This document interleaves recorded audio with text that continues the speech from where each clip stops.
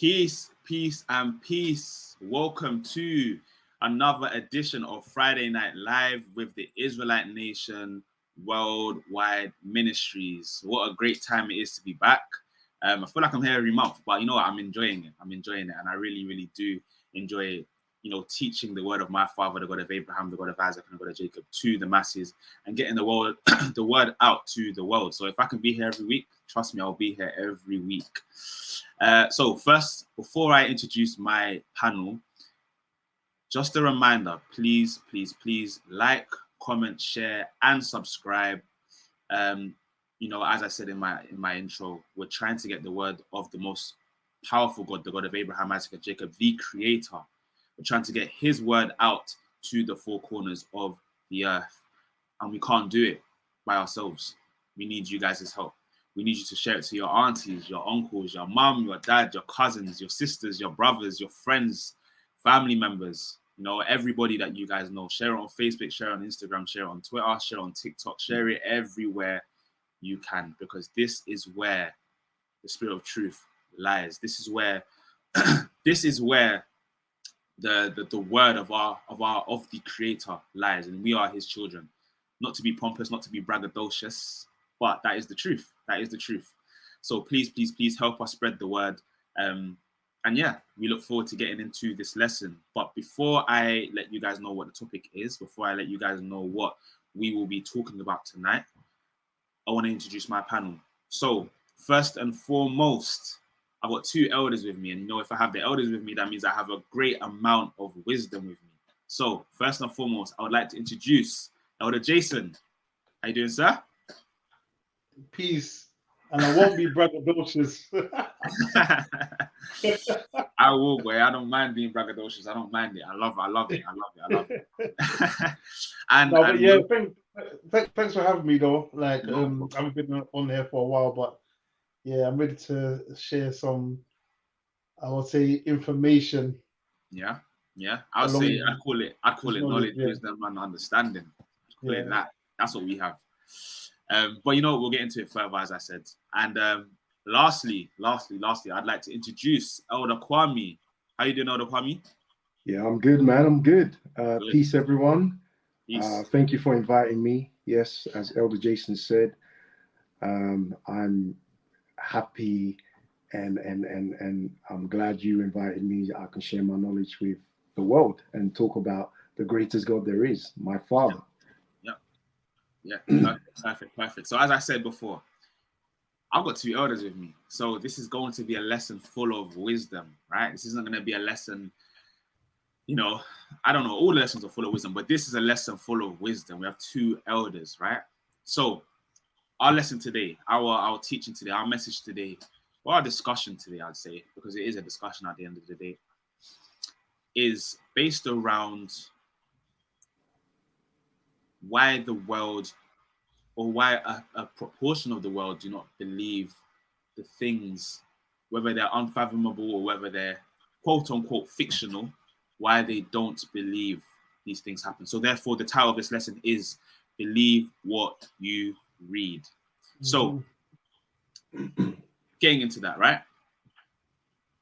Let's see.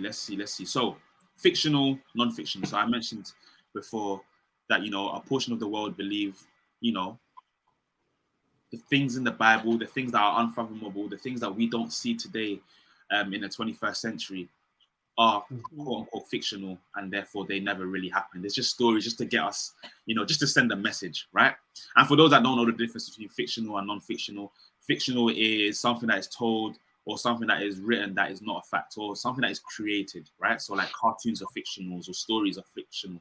And non-fictional is a writing about real events and facts, right? So we're here to obviously display and show you guys that the things that are written in this book are non-fictional, right? Let's not get the two confused. So in saying that, I'm going to pose a question to Elder Kwame and Elder Jason. In your long lives, right? I'll go first. In your long life, have you had any experiences with, anybody that isn't a believer of the Most High, or somebody that isn't an Israelite? have you had any experiences with them where they don't necessarily believe that these things genuinely happened, or they believe that these things are fictional? Yeah, I have had that, and I had that.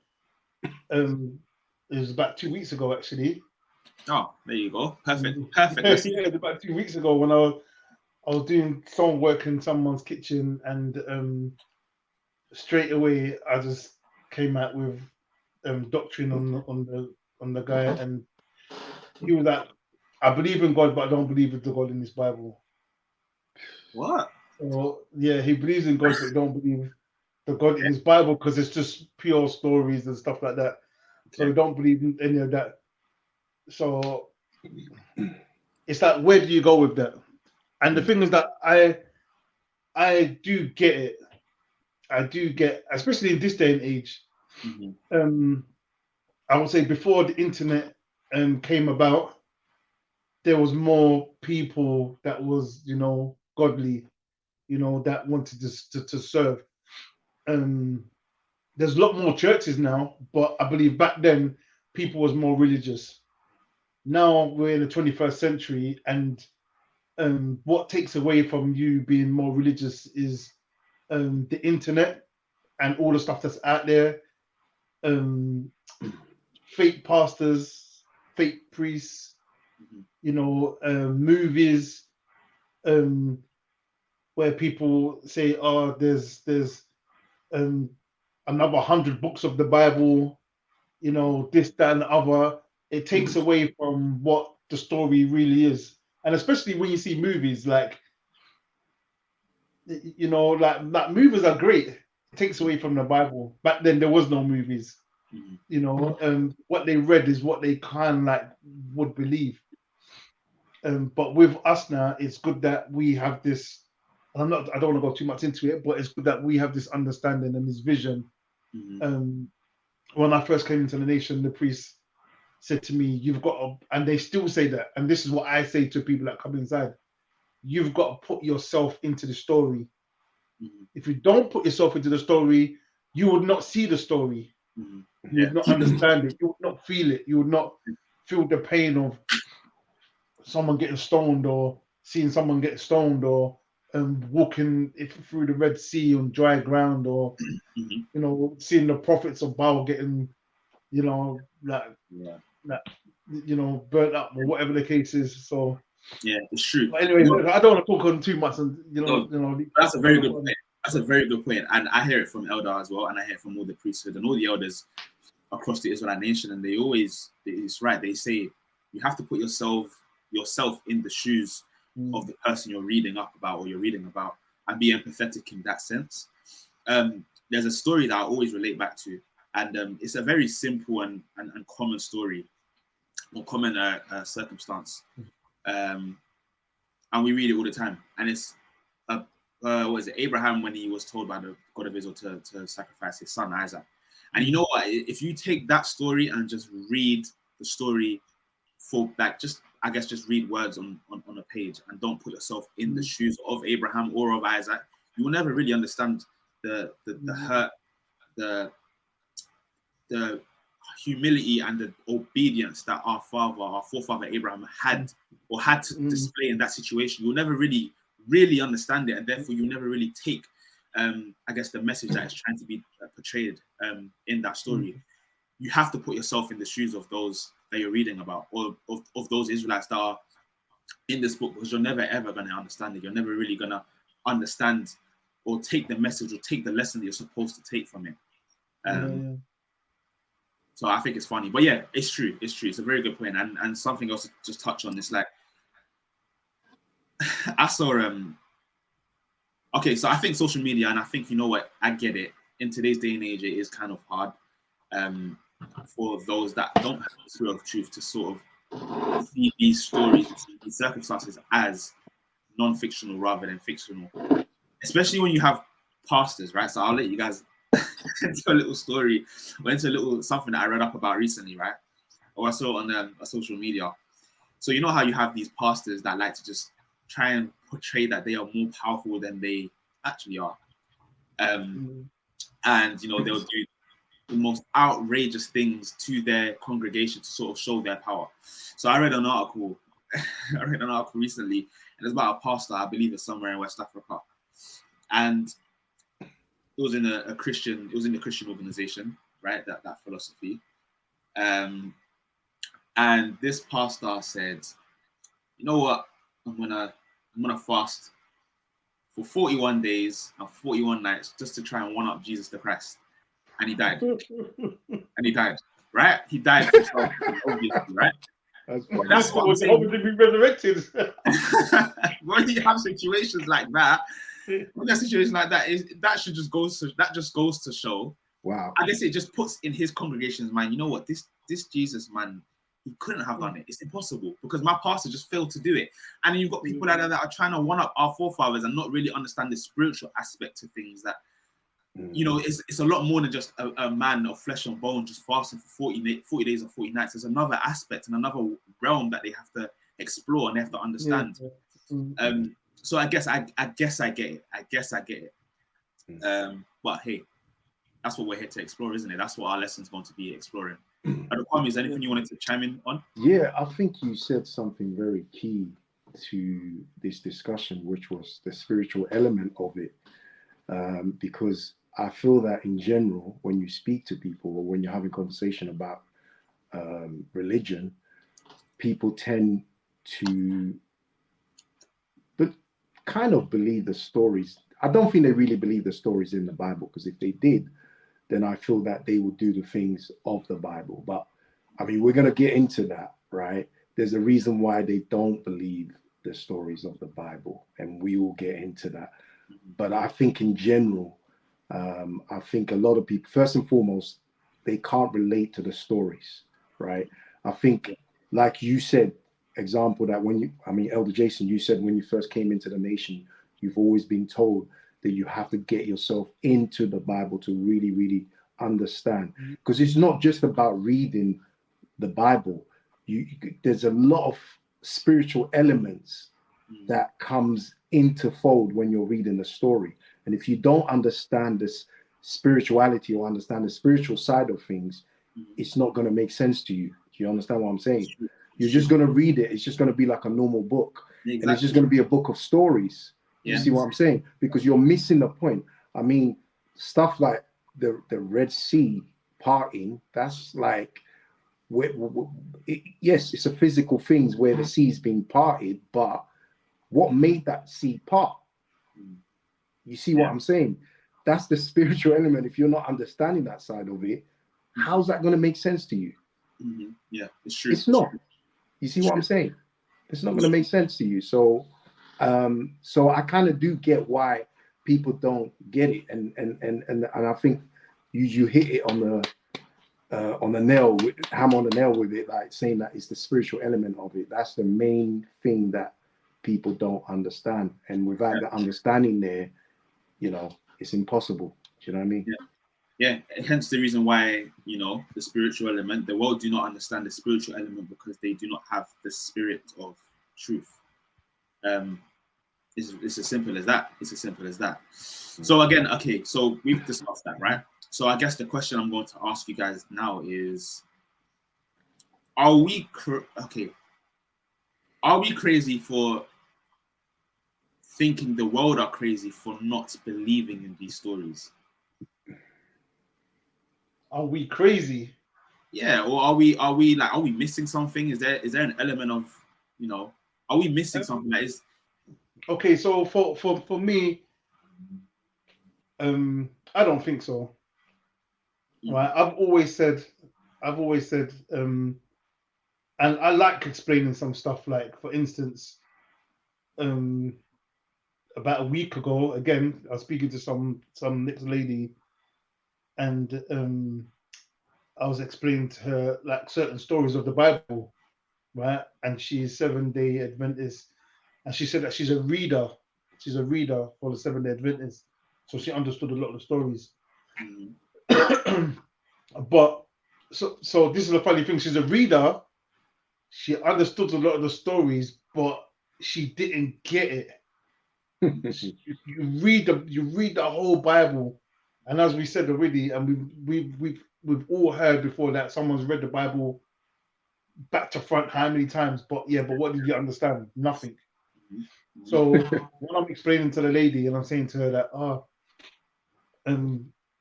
look at God, although this is not about color, God, I said, look at the dirt. She's looking in the garden. I goes, what is that dirt? What is the richest stone? What is the richest color of the soul? Black, really dark. I said, so if God formed man, formed in his own image and likeness, that man like that, right? And he molded it with his hands, what color is it going to look like? It's going to look black.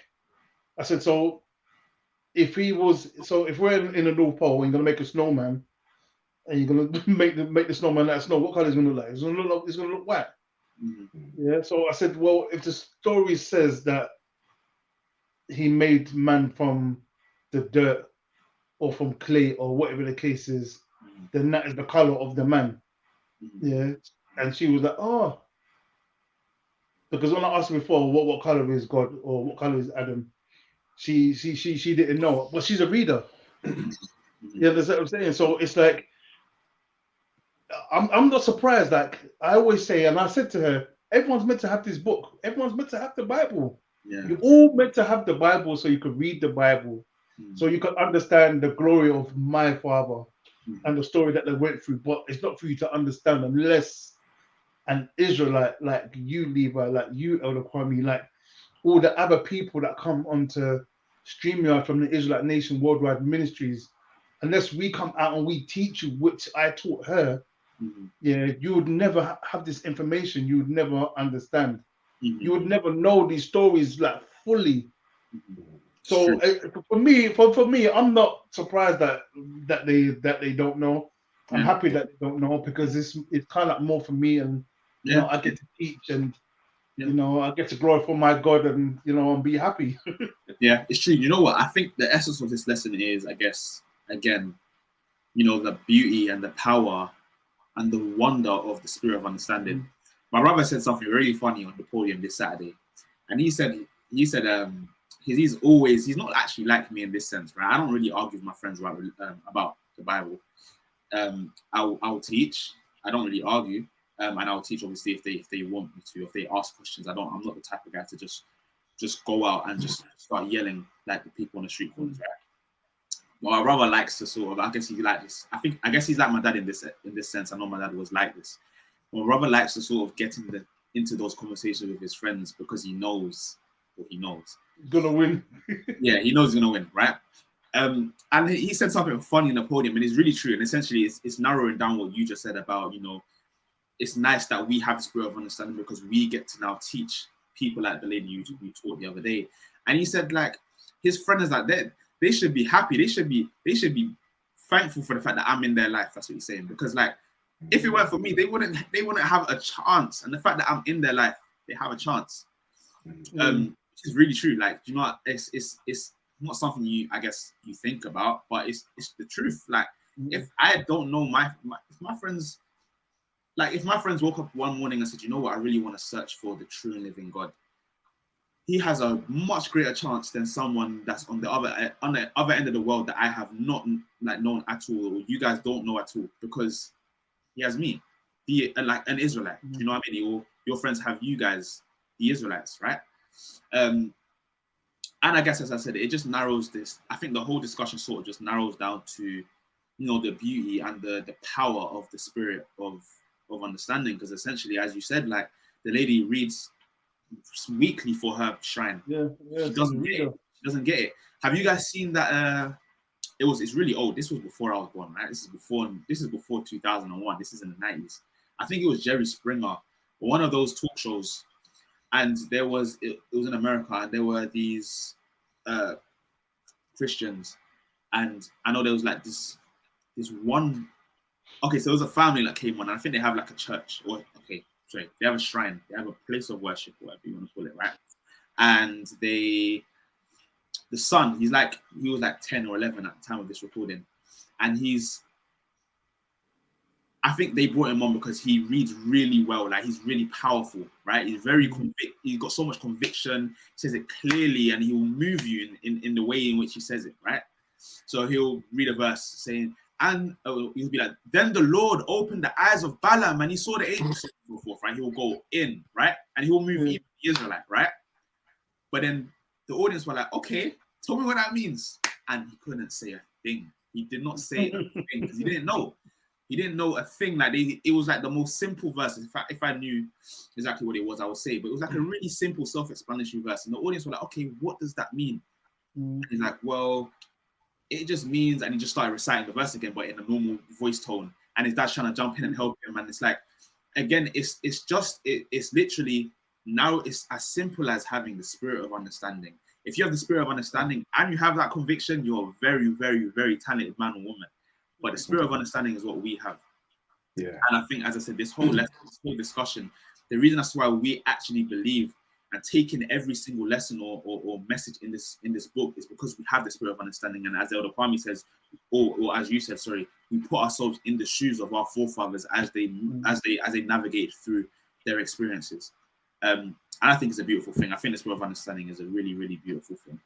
Yeah. We'll go into John 14 where it says it. I just wanted to say something quickly, but I think there's a disconnection, and I think the problem, one of the problems that I recognize is that they can't relate to the Bible because obviously it's not meant for them. You see what I'm saying? They can't relate to the Bible because, I mean, for them to get the story, they have to relate to it in some way or another, right? Because everyone wants to serve God. So they want to believe that God is for everybody. Because when you read the Bible is very specific on who the people in the book are and what the God that they serve, right? They can't relate to the things in the book, right? So there's a disconnection with who this God is. Yeah, very good. So it's very, very confusing for them, right? And they can't relate it, so they have to make things up. You know what I mean? All this Trinity, free Trinity, and Jesus this and Jesus that. Well, you know, they have to make things, because a lot of the things that they practice, it's not in the Bible. Because they don't understand it. They can't get it. You see what I'm saying? So, yeah, definitely, man. You know. Yeah, it's true. Okay, so as we said, as we sort of agreed, like the things that are, I'm gonna say the word unfathomable, because that's all it is. They're just not fathomable. Like, it's just not something that we won't see it on our day to day. We don't live in the days of old, so we're not gonna see waters split open or a donkey just start talking to a man out of the blue. We're not gonna see that, right? But it is genuinely just a disconnect and a lack of the spirit of understanding, right? Or the absence of it. So it's like, as you're saying, Levi, how do you believe? What makes you as a listener believe in the stories of this Bible? Because it could be so far-fetched.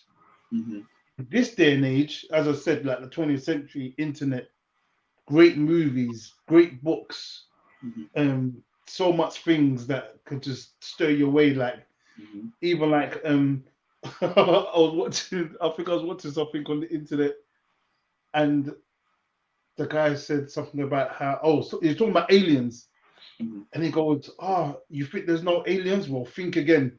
Like, and then he's trying to say how 10 trillion miles away we got like 50 galaxies, and then in 50 galaxies you got so many stars and this, that, and the other. And I'm saying to myself, but how you know how far 10 trillion miles away is? Like how do you know that? Who's been that far?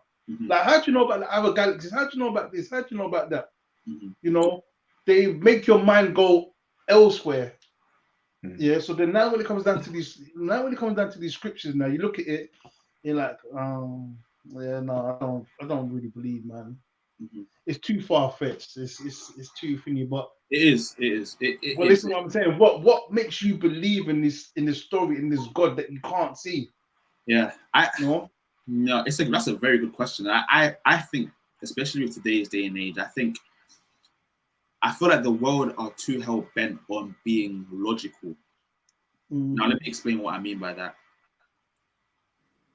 If you're just too logical, you're too hell bent on being logical, too hell bent on common sense, right? And common sense is not common. It's not always common, right? But let's say common sense of the world.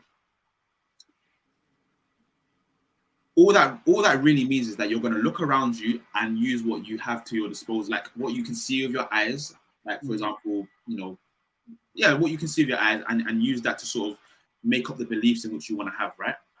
And I feel like the world is they're just too logical, and I feel as though they're too physical as well, too physical and too logical. And I feel as though, as I said, it narrows it down to the spirit of understanding. If you have the spirit of understanding, which we do, the world cannot receive, then you do believe these things. You do believe these stories, right?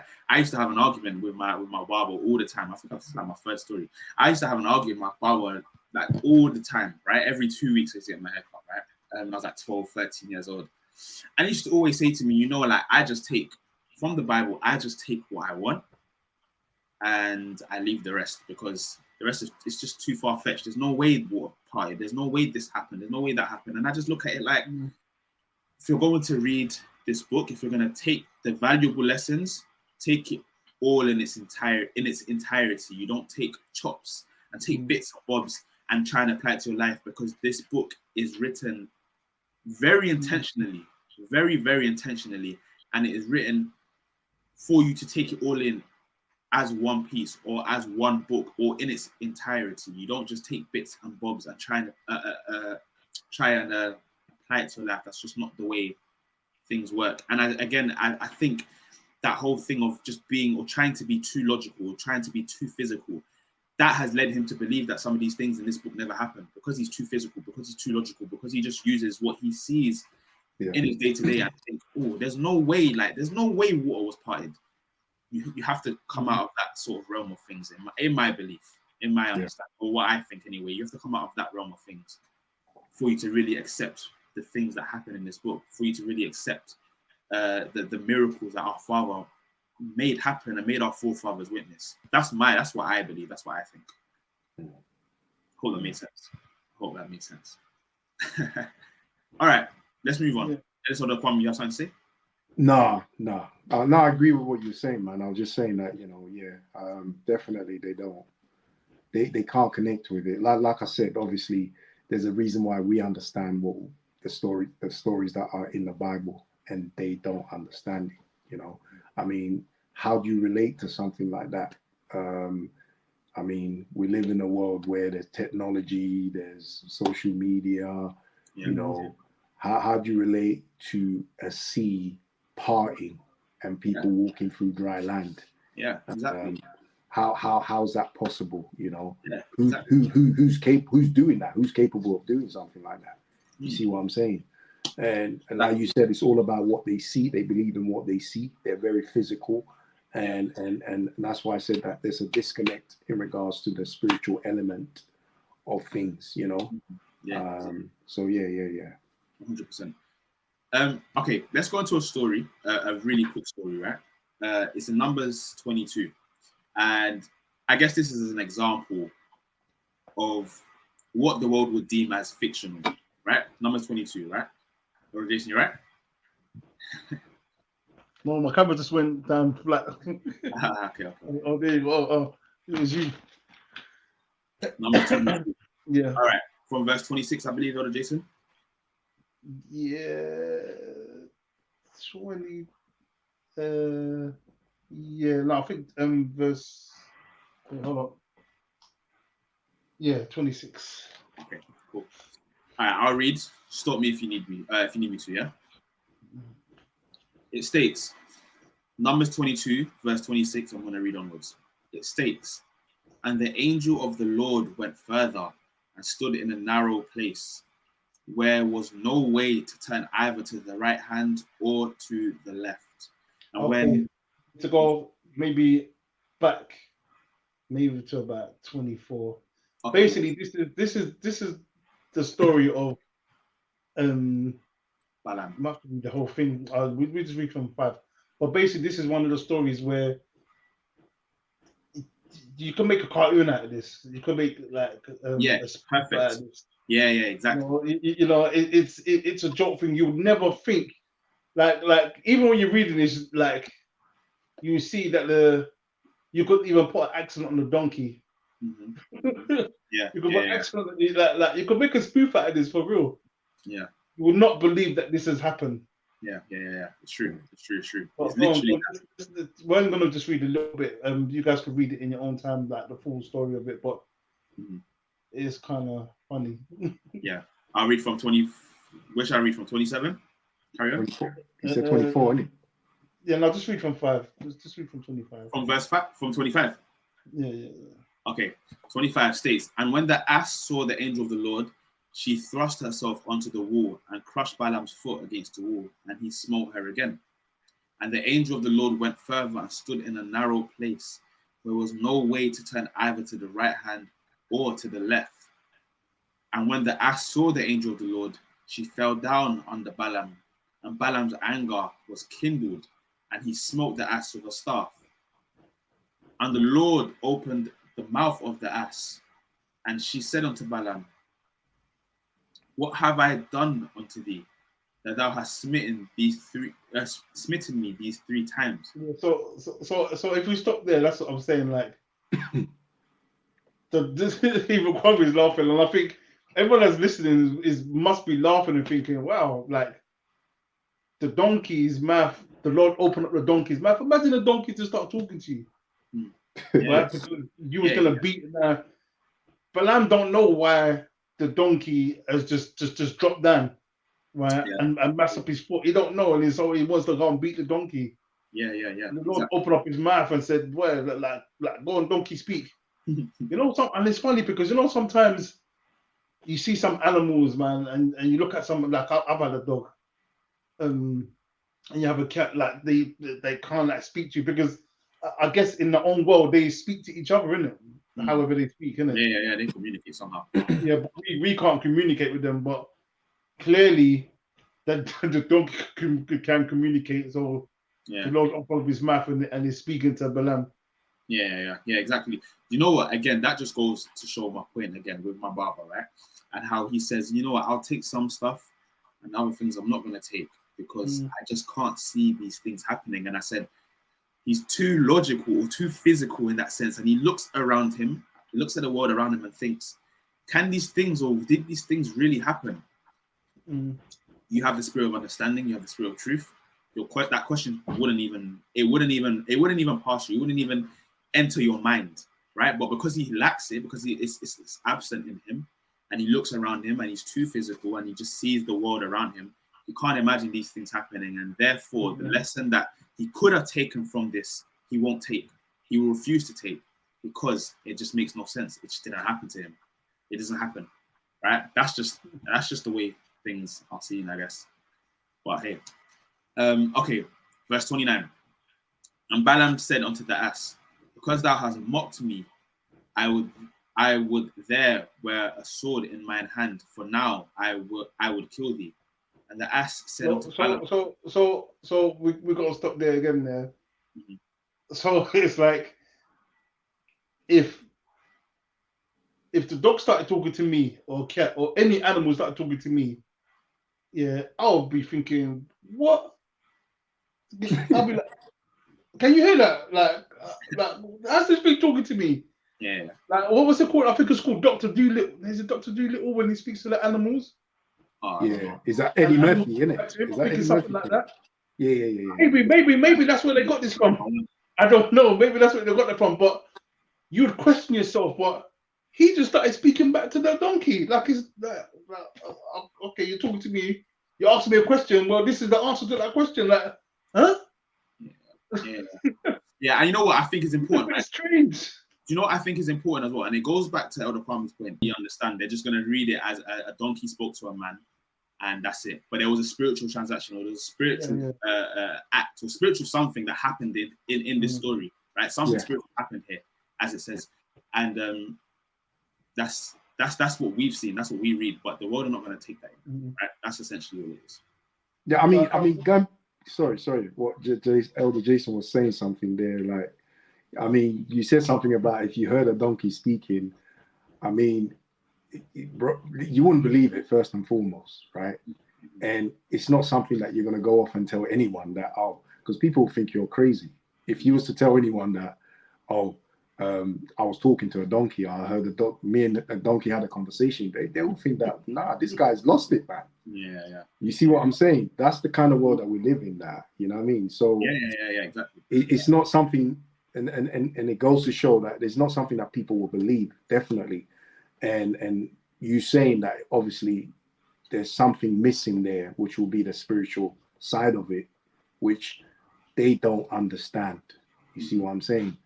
So yeah, exactly. Yeah, it's a great story, man. But it's funny though. Yeah, you read the whole story. It is like it is funny, but yeah, it's true. It's true. Obviously, you know when they say that animals see, what did they say? I think it's either the cats or the dogs. They see things that we can't see.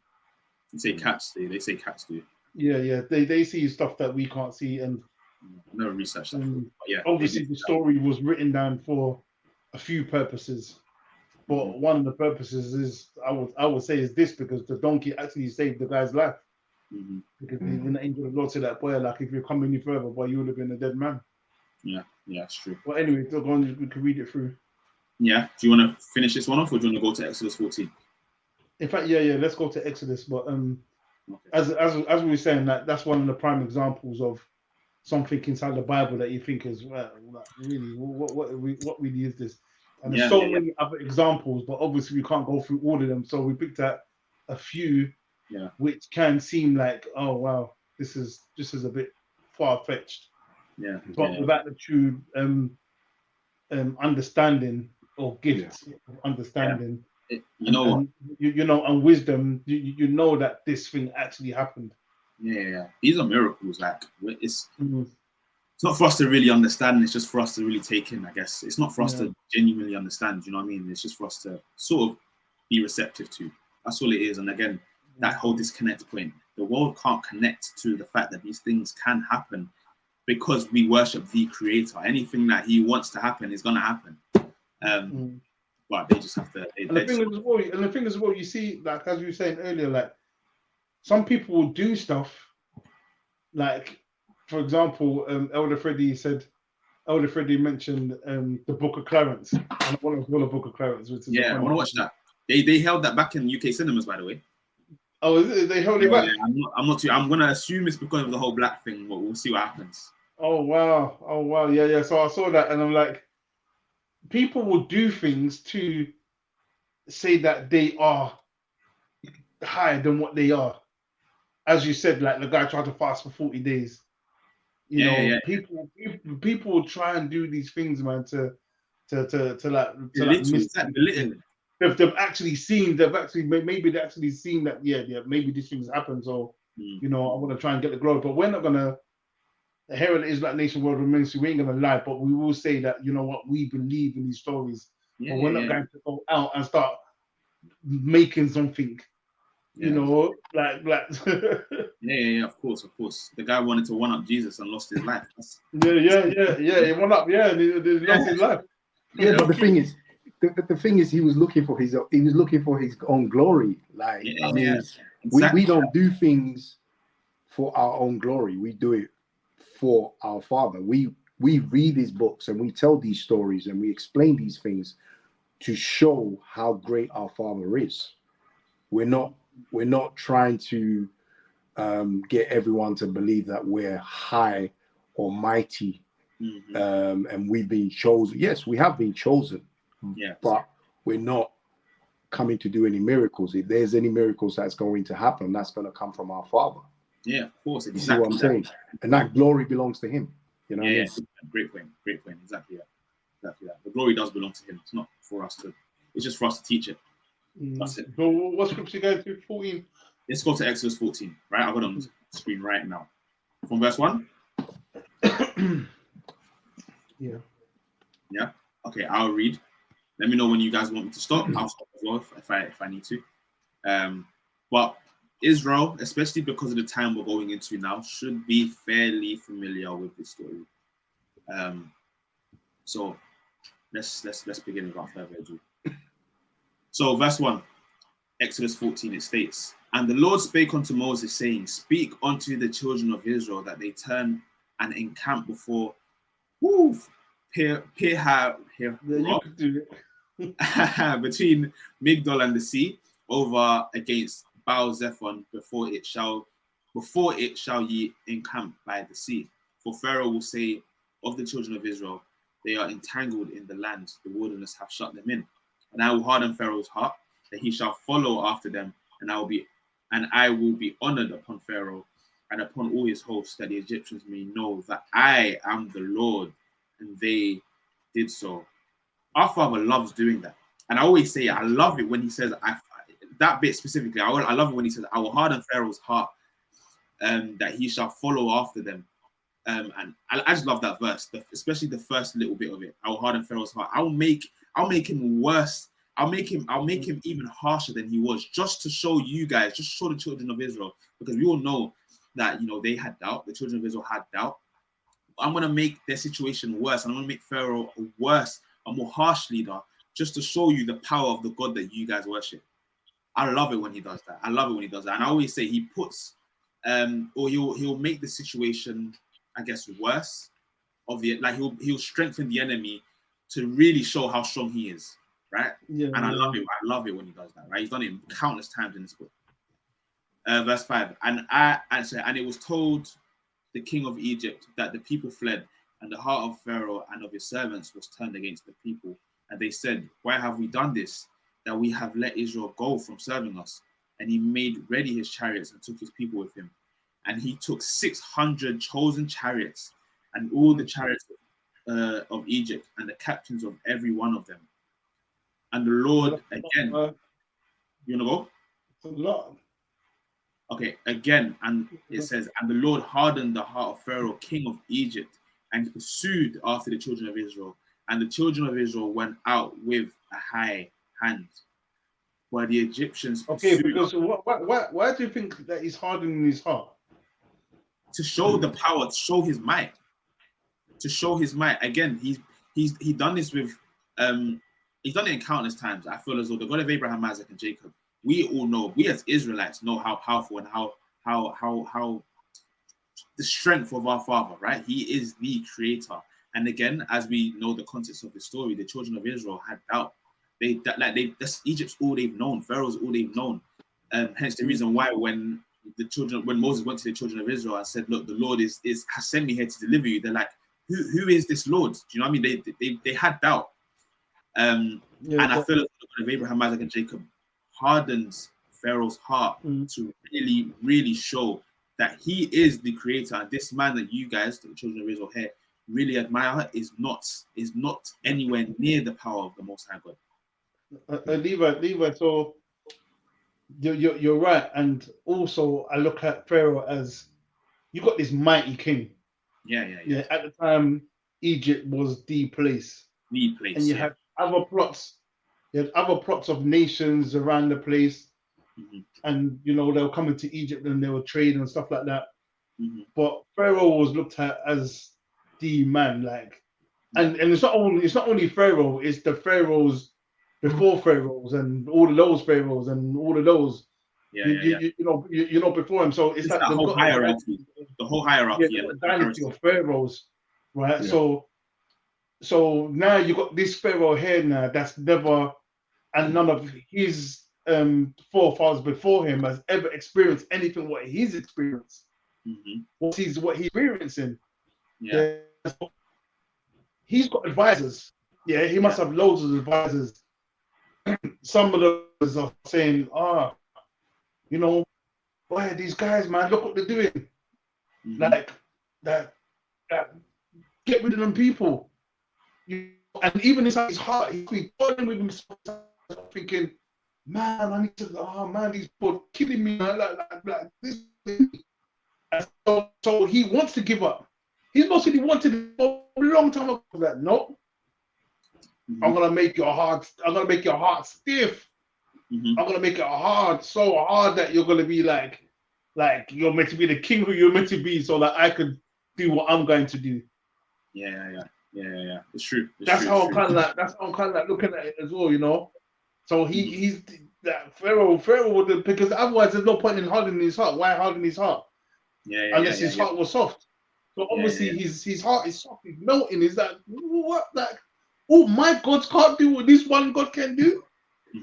And he's looking at his gods on his wall, or the big statues of his gods. He's looking at his gods on his wall. And he's like, he's looking at them, and he's up to these magicians like, what can you do? Like, do this, do that. It's you know, true. and they can't do anything. So he's like, oh man, like, is this really the God? And the God's like, no, it's not your time yet. Harden your heart. And then all of a sudden he just jumps up and, I'm gonna go and get these guys. Let me go and get 600,000 rings. Let me go and get that. Let me go and get that. Let me go and kill. You know? Yeah. It's true. That's how I'm looking at it.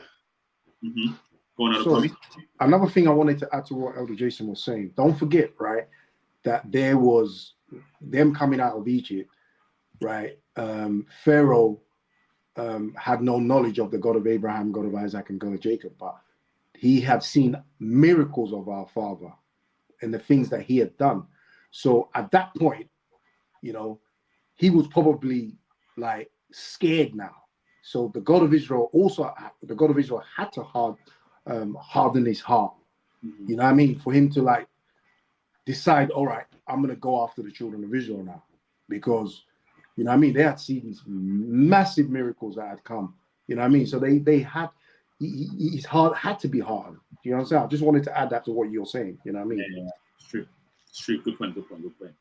Okay, I'll continue reading from verse, let's say verse 9. But the Egyptians pursued after them all the horses and chariots of Pharaoh and his horsemen and his army, and overtook them encamping by the sea, besides Pi-hahiroth, before Baal-zephon.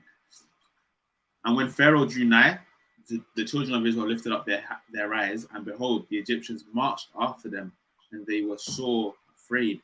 And children of Israel cried unto the Lord, and they said unto Moses, because there were no graves in Egypt, hast thou taken us away to die in the wilderness? So as I said before, the children of Israel were always doubting. They just had question marks, right? Wherefore hast thou dealt with us? Wherefore hast thou dealt thus with us to carry us forth out of Egypt? Can you imagine the murmuring? Yeah. And this is what I'm saying. It's like on almost every verse I could stop, because I'm kind of like picturing everybody at that time and what they're doing. Because you got a scribe, you got someone that's writing down this thing and saying, oh man, these people are saying this and the people are saying that, and he's writing it down. Yeah. He's writing it down, or taking mental note of it and just putting it down because of what they're saying. And this is one of the feisty comments. Oh, because there was no graves in Egypt, you brought us out here to die in the sea. Out there, or you brought us out here to die in the wilderness, like Moses, man, but not realizing what he actually did. He did, but what God did. Not realizing that there's nothing been seen like this before. Yeah. You know, so even they had doubts, and they was living in that time. Yeah, it's true. I make a joke and say, how dare my forefathers ask them questions, but but that's all they knew. If you add context to it, you understand that is all they've known. They've known Egypt for how many years? That's all they've known. That's all they've grown up on. The same way, all I know is Israel. I can't see myself anywhere else, right? It's the same with the children of Israel when they dwelt in Egypt. All they knew were the traditions and the cultures and the ways of the Egyptians, and not of the God of Israel. So go for it. Yeah. Also, I wanted to also say that I think, generally speaking, in most philosophies or so-called religions, most people don't experience any miracles, right? I mean, most of these churches that obviously claim they claim to do all these miracles and bring people from the dead, but just in general, people don't experience anything to this type of miracle. Come on, man. No way. You know, people will say even the miracles that people, I mean, like you said, that the story that you were saying about the was there a priest or a pastor that tried to one up Jesus? Yeah, he wanted to fast for one of 40 them, days, yeah, one of them. and he died. I mean, you can't compare it to these stories, man. Come on, you can't compare it to these events. Not let me rephrase that. The sea being parted. Yeah. Come on, man. Yeah, They can't even vision this kind of miracle. Do you know what I mean? How do you even come up with something like this? Like, I parted the sea. It literally defies, and this is the creator we're talking about. You see what I'm saying? You know what? I'm not going to give my opinion yet, but yeah, you're 100 million % right. But we'll get to it when we get to it. Right? It's only a few verses down. But yeah, 100 million %, 100 million %. It's exactly that. Okay, verse. What verse am I on? Verse 12, I believe. 11. Yeah. 11. Okay, and they said unto Moses, because there were no graves in Egypt, hast thou taken us away to die in the wilderness? Wherefore hast thou dealt thus with us to carry us forth out of Egypt?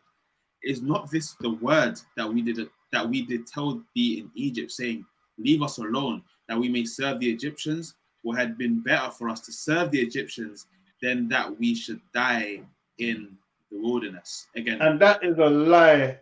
Yeah, and that is a bold-faced lie. Is one of them feisty people. It's some of them feisty Israelites that was saying that, because if God didn't hear the cries, he wouldn't have answered them. He would have left them alone. You understand what I'm saying? Like, they wasn't in there for no reason. They wasn't in Egypt for no reason. Yeah. So you wouldn't have been happy there. And if you was happy there, why you come back for? You understand what I'm saying? Like, why would you come back? So, along with what I do believe in, at that time, they see the miracles and they do believe that. Along with that believe, the ones that are hypocrites, along with the ones that's staying back, that wanted to stay back there. They're all there together amongst how many thousands of people? Because as I said, that one there, like, the God of Israel heard the cries of the people, man. Yeah. But at the same time, look what they're saying. Do you know what? This is. No, I agree. I 100 million % agree. But do you know what I also think? I think, as you guys have said, right? And again, I guess this can go both ways. This can be either side of the coin. But these are they've never ever known anything else other than the Egyptians, right? Two, a man that they have not known as their own has said to them, the children of Israel, like, the Lord has sent me to take you out of this land. I feel like, despite everything they've seen, it's just the nature of Jacob. It's just the nature of an Israelite to just question until, like, everything has been, like, until there is no more questions to be asked, right?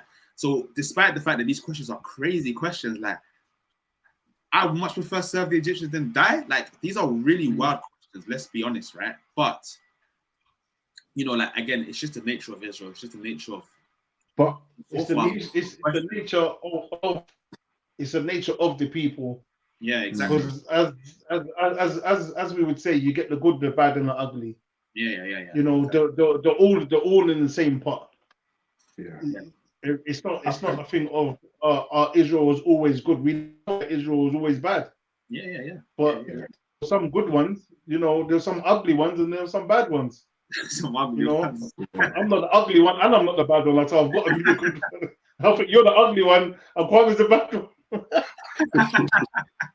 But I mean, but the thing is, I mean, I hear what you guys are saying, and it's a very interesting conversation in terms of the children, the miracles that they saw before coming to this should have given them confidence. You know what I mean? They should have. There's no way they should have doubt where they were. All right, I get that. They can see they're coming out of Egypt. They can see that Pharaoh and his army is pursuing them, and they've come to a dead end. And they can see the massive Red Sea, and they're thinking, how are we going to get past this? You see what I'm saying? Is this some kind of setup? I can see the doubt. Obviously, they're scared, right? But you know what? After seeing the things that they saw, they should have been a bit more. I truly believe they should have been a little bit more confident and not have that doubt that they have. The doubt that they had there was like, it was almost like they were cursing Moses. You know, why have you brought us here? You should have left us alone. You see what I'm saying? So I just feel that, you know, most people that obviously read this book, they obviously can't relate to this because they've never seen anything like this and never will see anything like this. But the children of Israel, these were people that had witnessed these miracles. You see what I'm saying? They had seen things that they'd never seen before. So, you know, on one hand, you can say, well, okay, all right, they were enslaved for 400 years.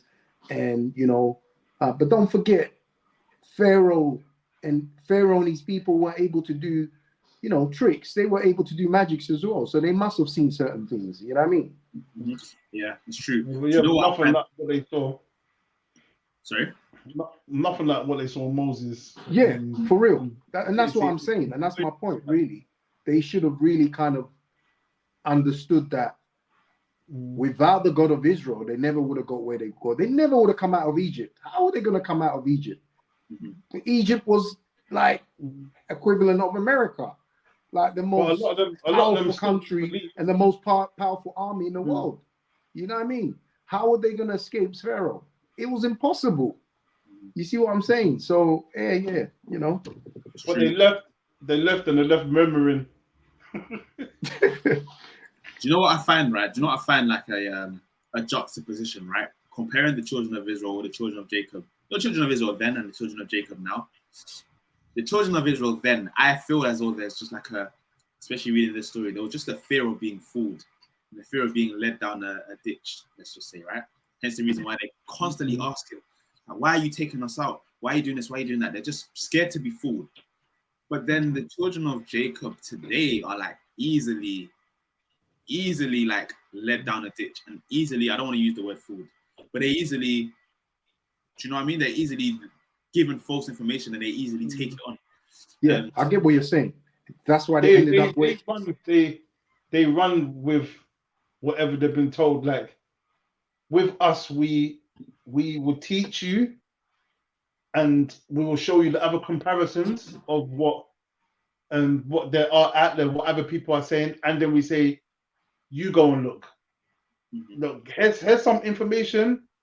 You go and look. You go and do your research. You're gonna find a full circle, come all the way back round to us. Yeah. But we're gonna show you this. We're gonna show you that. This is why anytime when I'm speaking to somebody, I say, I know what you're gonna say to me. I know what you're gonna ask. Yeah. I say, you're gonna ask this and you're gonna ask that. I say, these people say this and these people say that, but this is what I'm saying. Yeah. Now you put it all together. What makes more sense? Yeah, it's true. It comes back to me. For the interest of time, we've got half an hour left, right? So for the interest of time, I'm gonna skip to verse 17, right? So it states, and behold, I will harden the hearts of the Egyptians, and they shall follow them. And I will get my honor upon Pharaoh and upon all his hosts, upon his chariots and upon his horsemen. And the Egyptians shall know that I am the Lord, when I have gotten me honor upon Pharaoh, upon his chariots, and upon his horsemen. And the angel of God, which went before the camp of Israel, moved and went behind them. And the pillar of the cloud went from before their face and stood behind them. Verse 20. And it came between the camp of the Egyptians and the camp of Israel, and it was a cloud and darkness to them. And it gave light by night to these, so that the one came not near other all the night. And Moses stretched out his hand over the sea, and the Lord caused the sea to go back by a strong east wind all that night, and made the sea dry land, and the waters were divided. Yeah, that's fiction. Yeah, that's fiction, because it's not possible. It's not possible that a wind can blow the sea. Right? Do you know how deep the sea was? I actually done research on that. Yes, but the part where they crossed was very deep. Yeah. It was like walls. the part where they crossed was very deep, but the whole like either side of the Red Sea, when they cross is so deep. It's like it engulfs the tallest building in the world. Yeah.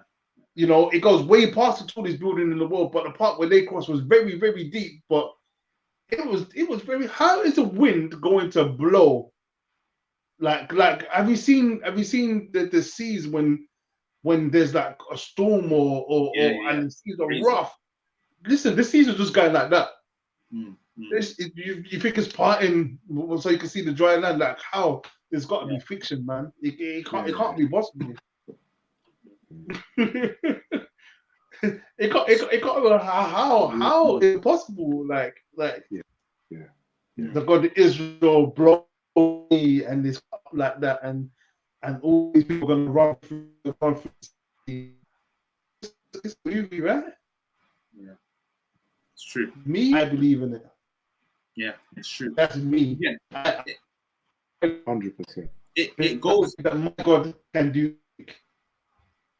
He could do absolutely anything he wants to do, and it was the most extreme thing for you to be like, what is this? And it's gone down in history. This happened like how many thousands of years ago? Yeah. This thing has gone down in history. They're still trying to make movies about it today. Scientists are still trying to say, wow, did this thing really happen? Like, how can this thing really happen? And then when they go and do the research, what do they see? They see wagons. They see wagon wheels. They see bones. They see horse bones and chariots down there, like all engulfed by what's that thing called? Like the mold. I forgot what it's called. Algae. But it's all engulfed. Yeah. That's it. It's all engulfed with that. And when they do the research, they see the wagon wheel. They see that at the bottom of the sea, like when they crossed. They say it's fiction. They say no. What is a wagon wheel doing in the middle of this? Come on, like seriously, like, and there's loads of them. Like, what is it? What is it doing there? Like, so obviously, and they've done the research, man. They've looked into this. They went to the bottom of the sea. They see all the parts. You know, I believe it. They don't have to believe. Everyone don't have to believe it. I believe it. What? Yeah. And they researched it out so fully. Yeah. They saw the bed of the ground and they said, "This is the flat part. This part here is flat." You know, the other two parts were so deep. You go down in the steep, you come up, and you go like that. Yeah, the other parts they couldn't cross there. So they showed the parts where they could cross, and the part where they crossed, they said that they crossed. The evidence is there. The physical evidence is there. Yeah, that's my God. That's my God. Yeah, they don't want to believe it, man. You know what I mean? They don't want to. They want to see it for themselves before they believe it. They're too physical. Yeah, exactly. But you know what? I believe it. We believe it. We're as Israel, we believe these things. It's more than that. It's more than that. It's definitely more than that. And before I get to my point, I just want to apologize for apologize for the connection issues, or just having a few connection issues. But I hope you guys are getting the gist of what we're saying. But again, going back to Elder Kwame's point, it's more than just believing it. Again, like if you ask any Bob on the street what happened with the Red Sea, they'll tell you Moses himself parted the Red Sea. But it says the Lord caused the sea to go back by a strong east wind that night and made the sea dry land, and the waters were divided. Again, it goes back to our point. The world are so physical and it's just too much logic, and they just use what they see around them and think this is not possible. But they definitely will skim over the part where it says the Lord caused the seas to split. The Lord caused the floor to be dried land, and the Lord caused the seas to divide. Right? The Lord. Moses lifted stretched out his arm, but the Lord caused these things to happen. Again, those who have eyes will see and ears will hear, and those who have the spirit of understanding, count yourselves blessed. because we see those things. It is written in black and white, but the world will skip over it. That part will always go over their heads, and they're focused on a man. How can a man part the sea? How's that possible? But they're not. The part that says that the Lord made that happen, that just goes over their head. Exactly. They can't understand that. Exactly that. Okay, for the interest of time, we're gonna continue, and we should come to an end soon. So, verse 22, and the children of Israel went into the midst of the sea upon the dry ground. Again, as Elder Jason said, do we know how deep that sea is? I actually researched it. It's 3,040 meters deep. That's how deep the sea is. Now, if you understand, I think that is the deepest part. That's the deepest part. Yeah, but the depths of the sea is the deepest part of the Red Sea is 3,040 meters, right? That's how deep it is, right? The deepest part. And if you lift up, even if let's say all the water from the sea just wasn't there anymore, the ground is going to be wet. But they walked on dry ground. Are we actually understanding the science behind this? This is our Father. This is the creator of the heaven and the earth. And again, it goes back to my point. The world don't believe these things can happen because it is unfathomable. They can't understand it themselves and don't understand that there are certain things that our Heavenly Father will understand and we won't. For example, how that's possible, right? But because they don't understand and they can't work out with science how that's possible and whether that's possible, it just didn't happen. Doesn't make any sense. And again, it goes back to my point, the spirit of understanding. If you have it, count yourselves blessed. Those who have eyes will see and those who have ears will hear. And if you have those things, these won't even be questions onto you and you'll just understand it. You'll just believe it, right? We understand the power of our Father. We read it week in, week out. The power, the might, the sophistication of our Father and of the science of this earth. We understand that he has that, right? This is the creator we're talking about. And if you come to grips with that, none of these things will be questions onto you. You just understand that this is our Father. He has that. He has that. There's nothing. It's funny because go on, Elder Jason. It's funny because when I was kind of doing the research into this, I always believed that this thing had happened.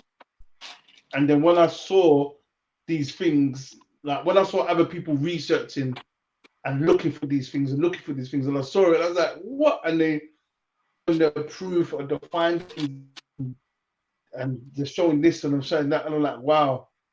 I was like shocked. I was like, oh wow, okay, so there's stuff there. I knew it happened, but at what part, where back to the Red Sea, whatever the case is, because I would always say, like, obviously there's going to be evidence, like from the story.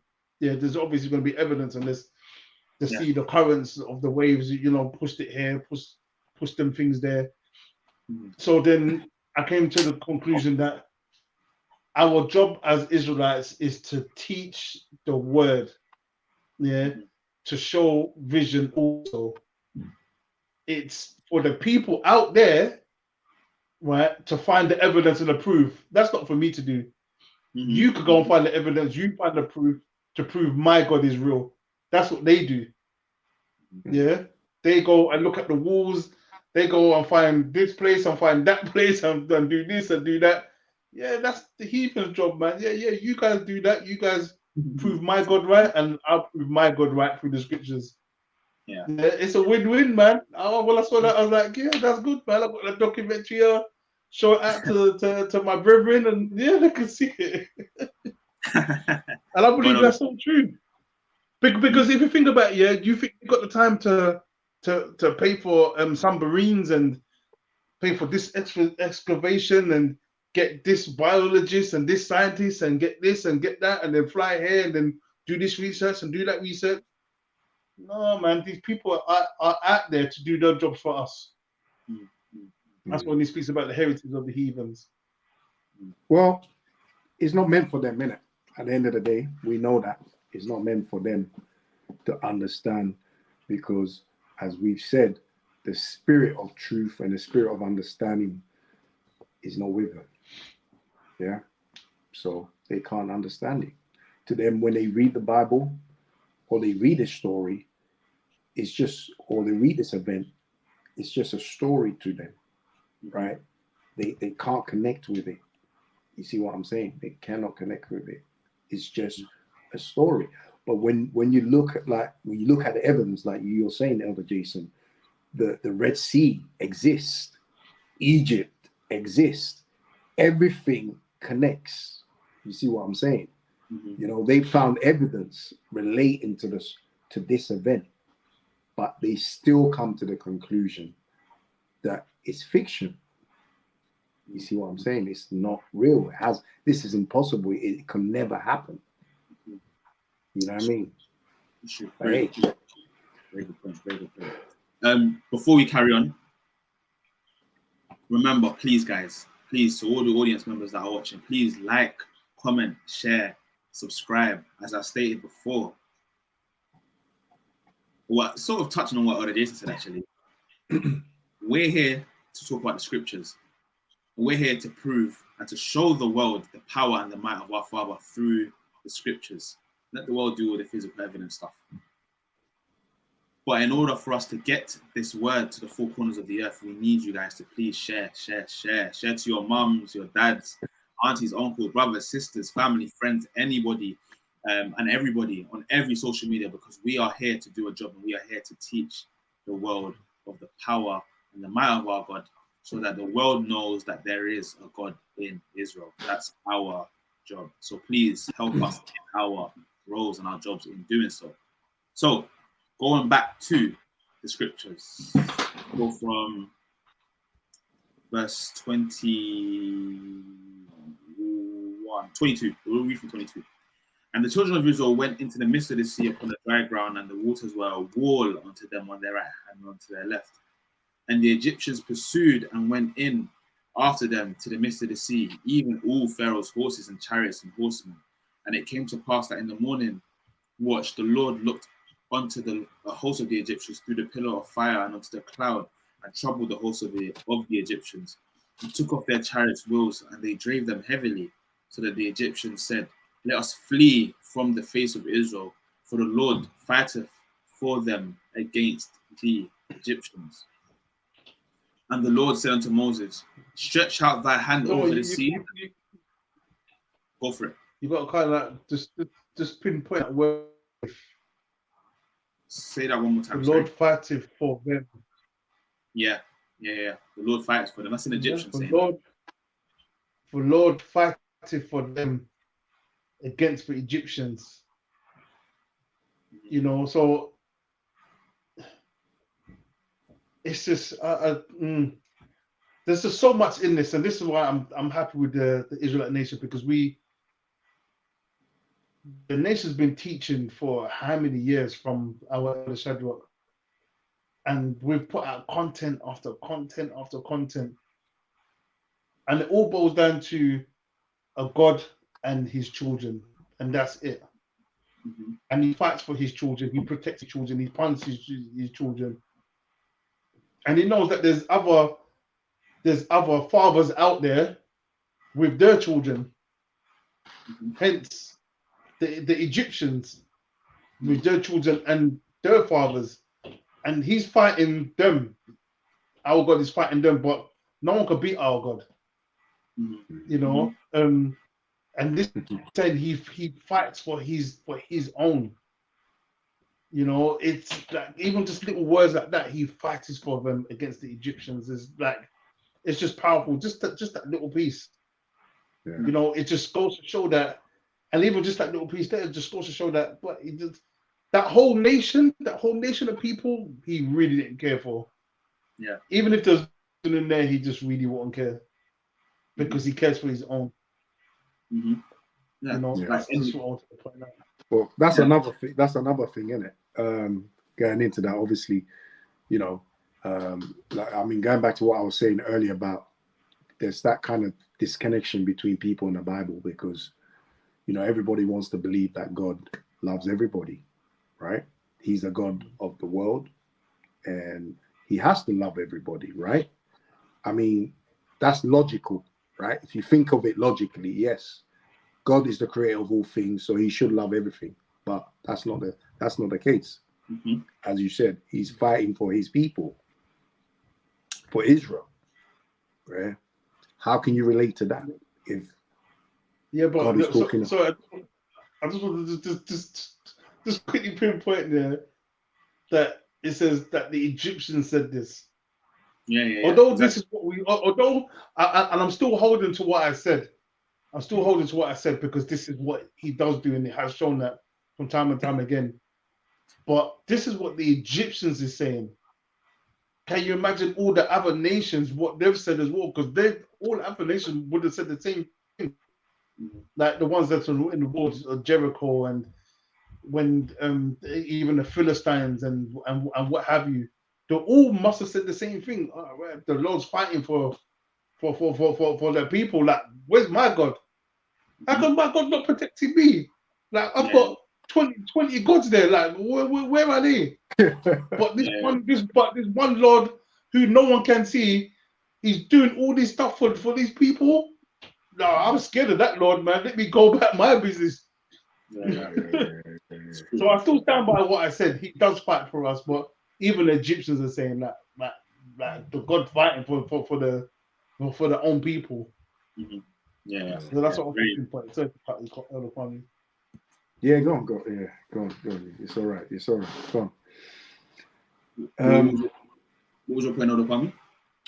Yeah, I think I said what I was gonna say anyway, but I was kind of listening to what you were saying, so I kind of well, I mean, my point really was to say that, you know, obviously, you know, they people truly believe that, you know, these are stories, and they can't believe these stories, man. It's not something that they can really connect to at the end of the day. But, you know, we're talking about a God here, and this God is only for his people. You know, he will only defend his people. You know what I mean? Because this is why the world cannot relate to this, because these things weren't seen by the world, even though you had other nations there who were the Egyptians, who witnessed all these great miracles. Do you know what I mean? Yeah. So that would have made Israel famous. You know, a lot of people it would have been talked about that, oh yes, you know, this, because imagine the great army of the world, Egypt, being swollen up by the sea, right? And now they're no more great. You see what I'm saying? It would have been talked about, what happened to that great army? What happened to Egypt? That great army, what happened to them? They got swallowed by the sea. You know, the Israelite, their God, you know, parted the sea and made it dry land for them to walk through it. Mm-hmm. And then the army went after them and they got swallowed up. And there's no more of the army. That's and there's no more Pharaoh. That's breaking news. That's breaking news. What I'm saying. If there was talked about, if there was a social media era in the times of the Passover, that is going viral. That's going everywhere. Like every news publication is knowing. Every news publication would know of the miracles that had just happened. Everybody would hear about it. Yeah. Every single person, and that probably was the case back then. Like everybody would have known about it, as you just said. I can't imagine just the children of Israel and the Egyptians knowing about it, and that's it. Mm-hmm. I'm going to assume that all the other nations, the greater in number, mightier in number nations, and even the smaller nations would have known about this miracle. That definitely sent shockwaves. Sent shockwaves. But yeah, it's true. Very good points from both of you. Just in the interest of time, I'm going to move on, right? But we essentially made the point, right, that we were going to make with Exodus 14. So if you guys can turn with us to Proverbs chapter 3.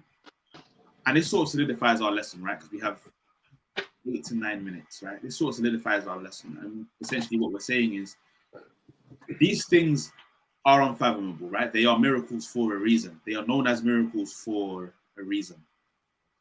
And as we said, the world see it as unfathomable because they just don't understand it. They don't understand how these things operate or how these things work.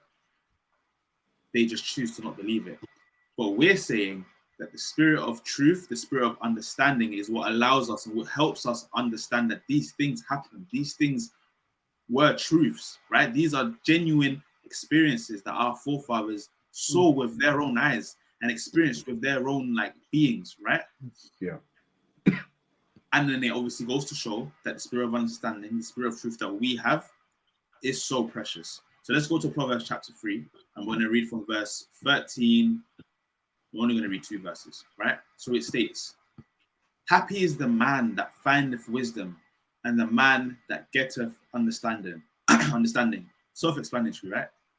For the merchandise of it is better than the merchandise of silver, and the gain thereof than fine gold. She is more precious than rubies, and all the things that can desire are not to be compared unto her.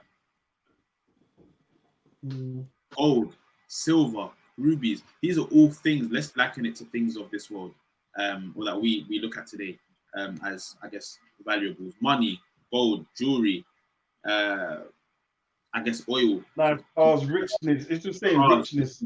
Anything that's considered riches, right? Tangibles. Let's say tangibles, physical riches that the world chase on a day-to-day and want to acquire in their lives. Understanding and knowledge. Nobody would give up their riches for doctrine. For wisdom. They wouldn't do it. They wouldn't do it. 100%. With all the lies and all the corruption in this earth, even that one guy that I was speaking to, that said that he believes in God but he don't believe in the God or the Bible. Yeah, he's Nigerian, and he goes that a lot of his doubts, right? A lot of his doubts come from back home in Nigeria, where he said lots, if not all of them, all the pastors are fake. They're all there to make money. Yeah. Right? This is his words, not mine. I've never been there. I don't know what it is like over there. This is what he's telling me, you know. So I'm like, with this information and everything that you've seen, like, you're not gonna give up nothing. Mm-hmm. You're not gonna give up nothing. But can you imagine if you give up all your stuff for this knowledge? Yeah, it's true. Do you know what? It would be worth it. It would be worth it, because all this physical wealth that you have, you can't do nothing with it. Yeah. There's nothing that you could do. There's absolutely nothing you could do with it. Like, I was listening to Priest Tyrone's and who is it? And Elder Elvis lesson the other day. Yeah, and that's what they were saying. Like, you can't take nothing with you. Yeah. Like all your hard work and everything that you've done, that goes nowhere. The only thing that you got for yourself is your soul. Yeah. That's it. And that soul there, you need to treat that soul like rubies and gold and precious stones. Yeah, it's true. It's true. It's a good point you made. King Solomon, right? King Solomon, he's a king, right? Naturally, by position, I'm going to go into the wisdom, but by position, by hierarchy, he will have the riches of the world. He is a king. But even he said, all this money, all these valuables, all these tangibles that the world want, or that you may want, forget about it. That's not what our Father's looking for, right? Elder Andrew likes to say, and I heard it from I think I heard it from Teacher Jaden, and he said, you know, when you go to sleep with our fathers, right, and the day of judgment comes, the God of Israel is not going to be like, you know, like, you got all the riches, you got all the money, all the watches, everything. He doesn't care. He does not care. Serving God, keeping his commandments, and acquiring that knowledge, wisdom, and understanding, that is what matters in the eyes of the Lord. So much so that it is said that it is more valuable than silver and fine gold and rubies and everything that the world wants to desire, because those are the things that will make sure that you are seen in a positive light, in a good light, in the eyes of the Creator. Everything else doesn't matter. Nothing else matters. Nothing else matters. And I think that is an amazing point. And again, it goes back to my point in saying that we as the children of Israel have the spirit of understanding, and we need to count ourselves blessed and never ever take it for granted. Never ever take it for granted, the fact that we have this. It says about having the spirit of understanding, or being part of the kingdom of heaven, and cherishing it in Matthew somewhere, cherishing it like you've found a treasure in the field, making sure you keep it close to your heart and making sure that you take care of it. That's exactly how we need to be with our culture, our traditions, just everything that sanctifies us and separates us from this earth. That's exactly how we need to be. It's exactly how we need to be. Again, in fact, we're going to go to our closing scripture now because we only have like 2 minutes. Yeah. We said, and Elder Jason, you just said it about, you know, a lot of your friends' doubts come from back home, and he doesn't believe half the things that happen in the Bible and so on and so forth, right? And again, I'm going to go back to the same point I just said 10 seconds ago. We need to count ourselves blessed for having the spirit of understanding. John chapter 14, verse 16 to 17, it states, "And I will pray the Father, he shall give you another comforter that he may abide with you forever.